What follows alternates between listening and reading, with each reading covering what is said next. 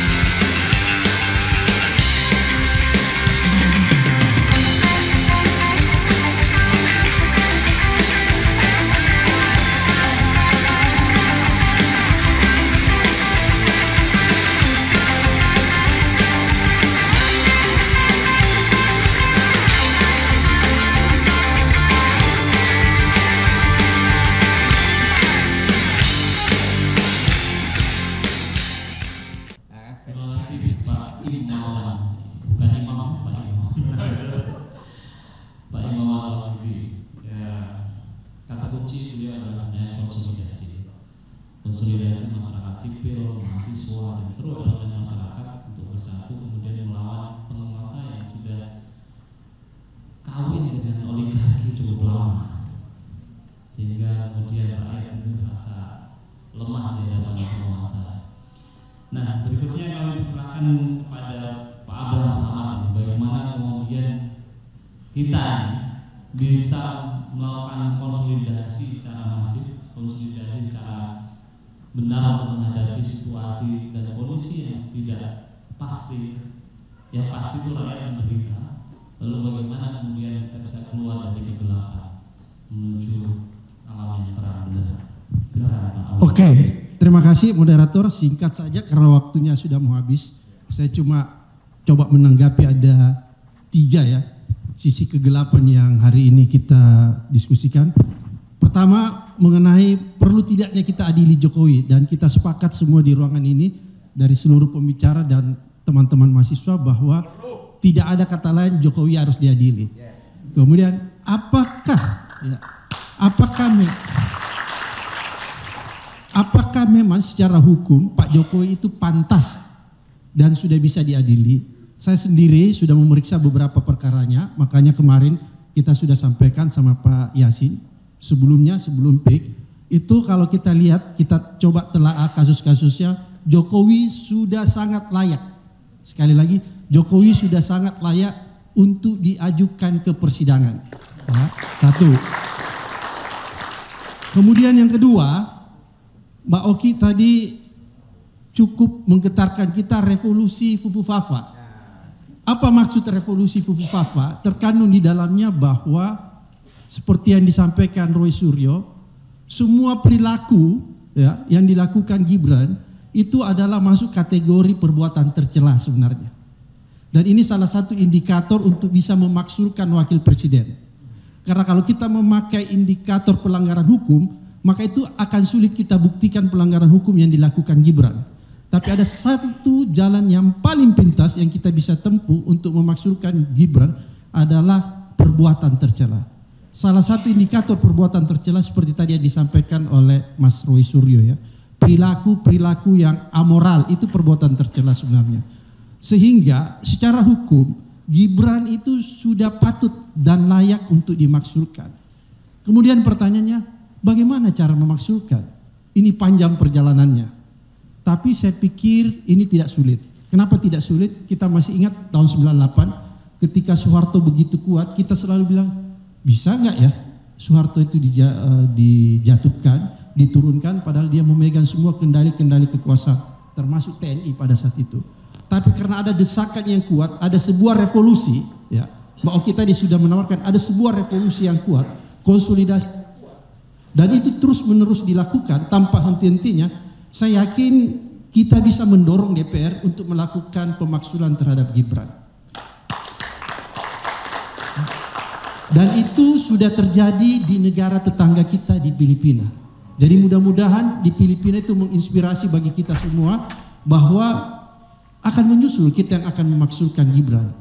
Tapi pertanyaannya, apa kita punya energi masih kuat untuk terus-menerus mendorong, ya, agar supaya DPR bisa berubah dan mau menyadarkan dirinya kembali bahwa ada persoalan yang serius.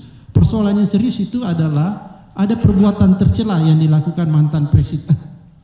Ada perbuatan tercela yang dilakukan wakil presiden yang tidak bisa ditolerir secara moral. Dan oleh karena itu dia layak untuk dimaksulkan. Itu dua. Dan yang ketiga, menarik tadi apa yang disampaikan teman kita mahasiswa, ya, adik-adik mahasiswa, ada ketakutan yang saya tangkap, ya, ada ketakutan di pemerintahan rejim Prabowo ini kembalinya dui fungsi ABRI. Ini yang menjadi kekhawatiran kita bersama. Tapi lebih jauh daripada itu sebenarnya kalau saya lihat, bukan dui fungsi TNI yang sekarang kita harus khawatirkan. Kalau Anda nanti boleh googling, ada sebuah riset, ya, disertasi dari Jacqueline Baker, yaitu judulnya The Rise of Polri di London School Economic. Itu dia menjelaskan, ya, hasil penelitiannya bahwa yang terjadi di Indonesia setelah era reformasi, sebelum era reformasi itu ada dui fungsi ABRI, dui fungsi TNI, tapi setelah TNI itu berhasil kita eliminir, ya, menjadi kebarak kembali, dan dui fungsi TNI kita cabut. Tapi justru yang terjadi sekarang adalah the rise of Polri. Itu yang menggantikan posisi dui fungsi TNI, dan itu berbahaya sekali. Kenapa berbahaya sekali? Bayangkan, polisi itu ada di mana-mana. Di seluruh jabatan-jabatan sipil itu ada polisi. Bahkan jabatan-jabatan sosial itu juga ada polisi. Hampir di seluruh kementerian itu irjennya polisi. Jadi apa yang tertera di dalam riset Jacqueline Baker itu menjadi kenyataan bahwa kalau kita tidak waspada, maka sebenarnya yang akan terjadi bukan dui fungsi TNI, tapi the rise of Polri. Dan itu sudah terkonfirmasi lewat adanya Parcok, Partai Coklat, yang selama ini membuat kegaduhan di negeri ini. Oleh karena itu, sekali lagi untuk menutup forum ini, sekali lagi saya ingin kembali mengetuk kesadaran kita. Saya meminjam istilahnya Mbak Oki, mengetuk kesadaran kita agar supaya kita tetap tersadar, ya, kita tidak terhipnotis, ya, tidak terlalu lama melamun dan berdiam diri melihat kenyataan yang begitu pahit di depan kita. Marilah kita bangkit kembali bersama dengan bergandengan tangan, menerangkan kembali Indonesia yang begitu gelap agar dia tidak gelap gulita, dan itu ada di tangan kita semua. Tinggal pilihan apakah kita mau melakukan atau tidak. Dan alhamdulillah di kampus ini saya pikir ini menjadi momen bahwa kita akan melakukan sesuatu yang mungkin seperti tadi yang disampaikan Mbak Oki, sebuah apa tuh, ya, sebuah people power, sebuah revolusi. Jadi ketika kita menggunakan kata revolusi, kita nggak usah terlalu khawatir lah bahwa revolusi itu harus berdarah-darah. Banyak di negara-negara itu ada contoh revolusi yang tidak harus berdarah, tapi berhasil menumbangkan pemerintahan yang zalim, berhasil melakukan sebuah perubahan yang besar, perubahan yang fundamental yang mengarah kepada perbaikan di sebuah negara. Saya pikir untuk sementara itu yang saya sampaikan. Terima kasih. Wabillahi taufiq wal hidayah. Wassalamualaikum warahmatullahi wabarakatuh. Assalamualaikum warahmatullahi wabarakatuh. Hamdan wa syukran lillah, salatan wa salaman ala rasulillah wa ba'd. Yang kami hormati, kami banggakan para narasumber yang tidak saya sebut satu persatu, tapi adalah pribadi-pribadi yang luar biasa berjuang untuk mengingatkan bangsa Indonesia, maksudnya supaya tidak terkena musibah kegelapan. Tapi sampai hari ini kekuatan yang ada pada bapak-bapak yang kita banggakan ini dan ibu-ibu termasuk Bu Oki itu belum berhasil, dan saya kira ini artinya meminta kepada kita, mengharuskan kepada kita untuk kita bekerja lebih jaringan kita buat, kita bentuk. Menurut saya tindak lanjut dari pemikiran-pemikiran yang sangat teoritik, ada data, ada fakta dan sebagainya, itu masih kalah dengan jaringan buzzer. Nah, oleh karena itu perlu diidentifikasi masalah-masalahnya, dan termasuk tadi sudah disampaikan oleh para narasumber, terakhir oleh Pak Yasin, identifikasi masalah korupsi apa, identifikasi masalah perusakan sistem ketatanegaraan apa, terus harus kita lakukan dan mahasiswa harus berkontribusi. Kebetulan saya dan Pak Rahmat mengajar hukum parpol dan pemilu, yang saya selalu meminta mahasiswa agar menginventarisir masalah-masalah yang merusak negara kita menjadi negara yang sempurna, sempurna bobroknya, sempurna rusaknya. Dan oleh karena itu saya berharap mahasiswa pulang dari sini itu menginventarisir apa yang belum disampaikan atau yang selama ini masih terlupakan. Termasuk dalamnya adalah apa yang ditemukan oleh Profesor M. Nuh, mantan Mendikbud, tentang penggunaan dana anggaran pendidikan 50% dipakai untuk anggaran desa. Sehingga secara bodon tidak pakai korupsi saja itu sudah salah. Kalau orang daerah itu di penjara itu, Pak. Teman-teman saya itu belum tentu korupsi, masuk penjara juga karena memang dia menyalahkan penggunaan anggaran secara ilegal. Dan yang satu ini memang tidak bisa dipenjarakan karena masih menggunakan pendekatan-pendekatan yang saya kira supranatural. Tadi Pak Eros menyebut, demikian juga Pak Suryo sedikit menyebut itu, karena dua-duanya itu punya basic kultural yang kuat ya. Kalau Al-Quran menyebut itu kan kekuatan pemerintahan yang begitu menindas terdiri dari 4 komponen. Ada Fir'aun, ada Haman, ada Korun, dan ada tukang sihir. Ini yang tidak pernah dibahas. Saya kira tukang sihir ini harus diungkap. Masa orang Indonesia ini tukang sihir hanya pro kepada kekuasaan? Mesti ada tukang sihir yang tidak pro pada kekuasaan. Nah, ini orang-orang keraton itu paham itu. Orang-orang keraton paham. Saya yakin Pak Roy juga paham. Pak Eros juga mungkin paham, insyaallah. Itu harus diungkap karena mengapa orang-orang itu diam saja selama 10 tahun? Pasti itu ada sesuatunya.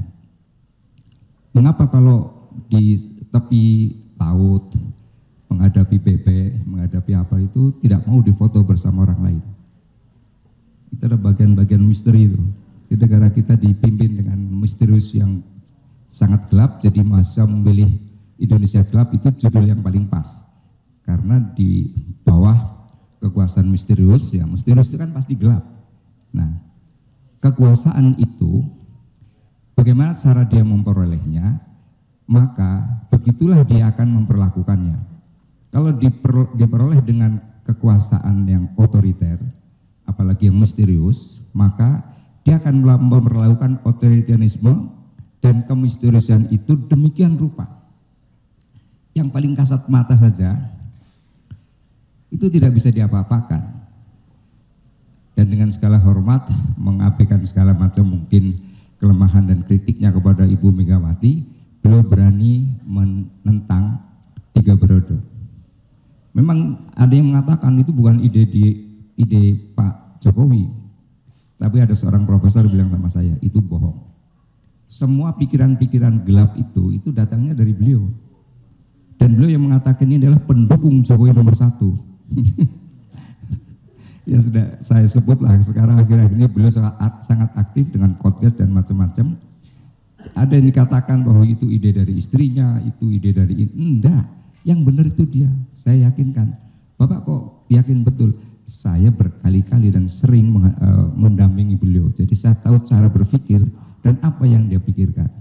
Jadi oleh karena itu ada bagian-bagian yang bisa kita ambil lah, umpamanya Pak Mahfud itu dosen saya di S2 dan S3.